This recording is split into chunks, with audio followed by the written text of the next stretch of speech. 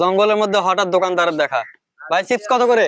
Chip আগে এমনি বাজারে তো ভাই চিপ একটা 15 টাকা, ঠিক আছে? হ্যাঁ ভাই।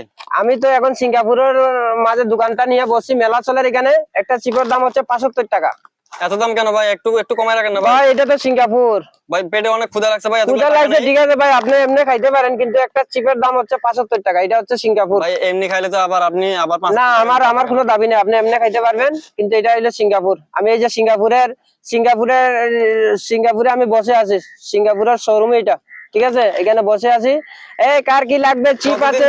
ভাই ভাই ভাই ভাই ভাই কতদিন ধরে দোকানদারি করতেছেন ভাই? আমি দোকানদারি করতেছি ভাই, নতুন ব্যবসার নামছি আজকে।